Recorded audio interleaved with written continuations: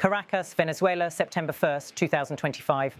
The political tension in Venezuela entered another high-stakes phase as President Nicolás Maduro addressed both national and international media in Caracas. Speaking firmly from the podium, he delivered a warning that his government is entering what he called a special period of maximum readiness. Against the backdrop of US naval deployments in the Caribbean and intensifying accusations from Washington, Maduro sought to project both defiance and resolve. The setting was a carefully staged press conference with journalists from across the globe watching closely. Cameras captured Maduro's every movement, from his pauses before answering questions to his deliberate gestures as he underscored key points. Flanked by senior figures of his administration, including the Defense Minister Vladimir Padrino Lopez, Vice President Delcy Rodriguez, and Strategic Operational Commander Domingo Hernandez Lares, Maduro's words were framed as both a message to his domestic audience and a signal to the international community. In his first major statement of the night, Maduro wasted no time in setting the tone. Looking directly into the cameras, he declared, "Nicolás Maduro, we are in a special period of maximum readiness and, under any circumstances, we will ensure the functioning of the country, whether it falls to us or not." With these words, the Venezuelan leader sought to reassure his people that state institutions would remain intact regardless of the pressures the country now faces. It was also a direct rebuttal to critics, domestic and foreign, who argue that his government's survival is fragile. The phrase maximum readiness was deliberately repeated throughout his remarks, almost like a mantra. Maduro emphasized that this was not rhetoric, but a concrete policy direction. He accused the United States of escalating its maximum pressure campaign, a term Washington has used in reference to sanctions, diplomatic isolation, and now military maneuvers. Nicolás Maduro, they have sought to move toward what they call maximum pressure, in this case, military pressure. And in response to maximum military pressure, we have declared maximum readiness for the defense of Venezuela. In the face of maximum pressure, maximum readiness. The symmetry of his words underscored how seriously he wanted this message to resonate. For Maduro, Venezuela is not merely a government under siege, but a nation standing defiantly against what he describes as an empire bent on subjugation. Throughout the press conference, Maduro portrayed Venezuela as a country rooted in peace, but prepared for battle if necessary.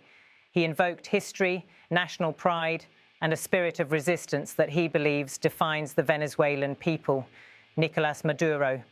Venezuela is a peaceful country, but we are a nation of warriors, and Venezuela will never give in to blackmail or threats of any kind, not at any point in our history.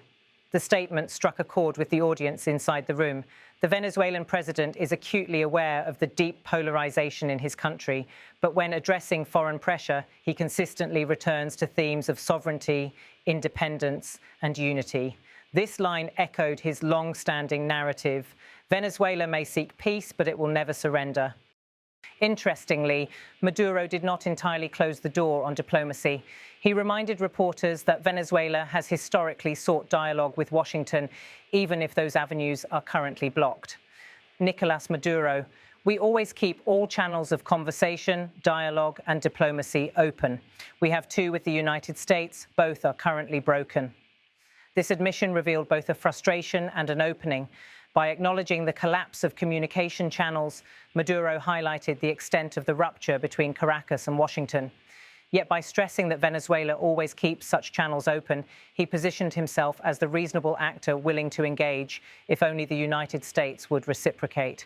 The Venezuelan leader then pivoted to the practical measures his government is taking. He announced a new system of ongoing military enlistment, effectively calling on citizens to be ready for mobilization at any time. Nicolás Maduro, all Venezuelans should know that enlistment will be ongoing and permanent. The armed forces, along with the government and the executive vice president, will announce the permanent enlistment points. There are many people who want to enlist. This declaration was not just symbolic.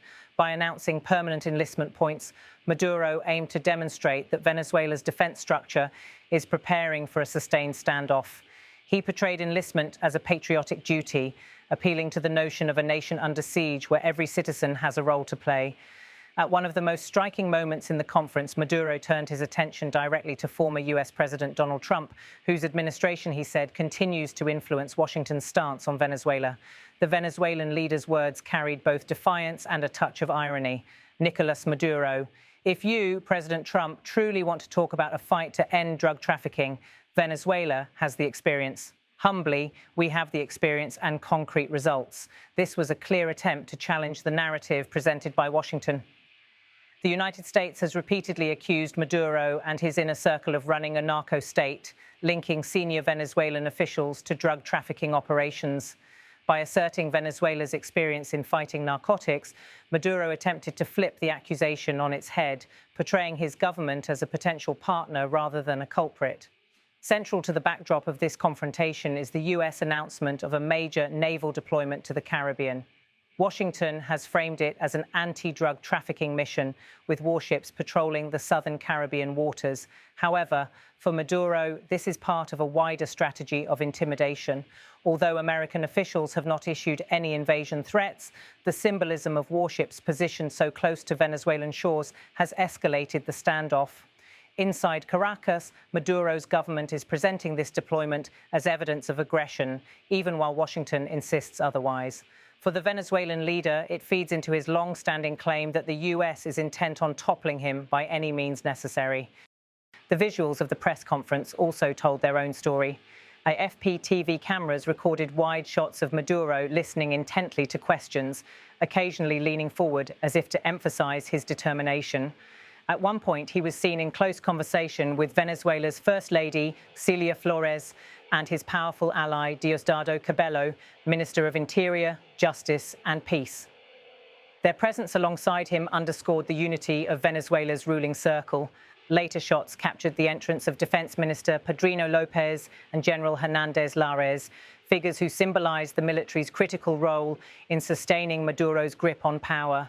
Vice President Delcy Rodriguez, a key international negotiator for the government, was also present, reinforcing the blend of civilian and military leadership surrounding the president. Maduro's use of historical references was not incidental. By repeatedly invoking Venezuela's past resistance to threats and blackmail, he sought to place himself in the lineage of national heroes who defended the nation's sovereignty. For many of his supporters, this echoes the Bolivarian spirit championed by his predecessor, Hugo Chavez. Yet for his critics, the rhetoric of warriors and maximum readiness risks deepening Venezuela's isolation and further justifying authoritarian measures at home. Calls for permanent enlistment raise fears of greater militarization in a society already suffering from economic collapse, international sanctions, and political repression. The press conference also reverberated beyond Venezuela's borders. In Latin America, governments are watching closely to see whether the confrontation with Washington escalates into a broader regional crisis. For US allies such as Colombia and Brazil, the prospect of instability spilling across borders is a serious concern. For countries sympathetic to Maduro, such as Cuba, Nicaragua and Bolivia, the Venezuelan president's defiance is seen as part of a wider struggle against US influence in the hemisphere. At the same time, Maduro's direct address to Trump highlights how Venezuela's crisis continues to intertwine with US domestic politics. Although Trump is no longer in office, his influence over Republican foreign policy remains strong, and his administration's legacy of maximum pressure still defines Washington's posture toward Caracas. By the end of the press conference, as cameras followed Maduro leaving the room, the Venezuelan leader had succeeded in sending a clear message. His government, he insisted, would not be cowed by US military maneuvers or political pressure. He framed Venezuela as a peaceful but resolute nation, a society that embraces dialogue but will never submit to coercion. Nicolás Maduro. In response to maximum military pressure, we have declared maximum readiness to defend Venezuela. That line, delivered early in the conference and echoed throughout his remarks, remains the headline statement. Whether it resonates as a call for unity or a provocation for further confrontation depends largely on perspective. But what is undeniable is that, once again, Venezuela finds itself at the center of a geopolitical storm, its president projecting defiance, its people caught in uncertainty, and its future tied to the unpredictable interplay between Caracas and Washington. 5%. Quisiera su análisis sobre ese tema. Y también preguntarle por el tema de... sobre su país, sobre Venezuela. Y me gustaría saber sobre algunas presiones y medidas de coacción. Si usted ha recibido alguna solidaridad. Impresionante. A mí me llega todo por aquí. El teléfono que me regaló, mira, Xi Jinping. Esto me lo regaló Xi Jinping. República Bolivariana de Venezuela, Nicolás Maduro Moros. Muchísimas gracias a todas y todos.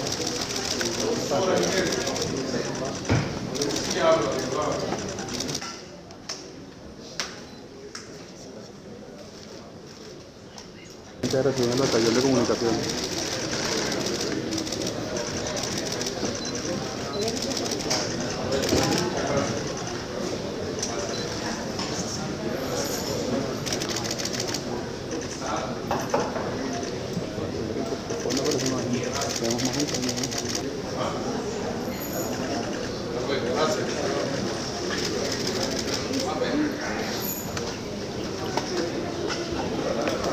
Ellos buscaron 2019-2020 un cambio de régimen e hicieron fracasar al presidente.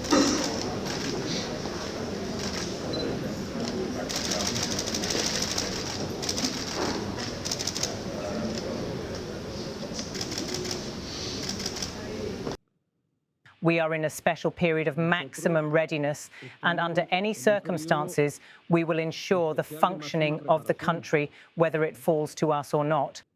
Y en cualquier circunstancia vamos a garantizar el funcionamiento del país.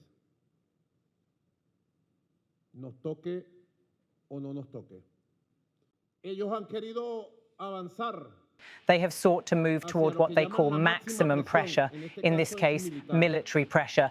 And in response to maximum military pressure, we have declared maximum readiness for the defense of Venezuela in the face of maximum pressure, maximum readiness. Ante la máxima presión, máxima preparación. Venezuela es un país.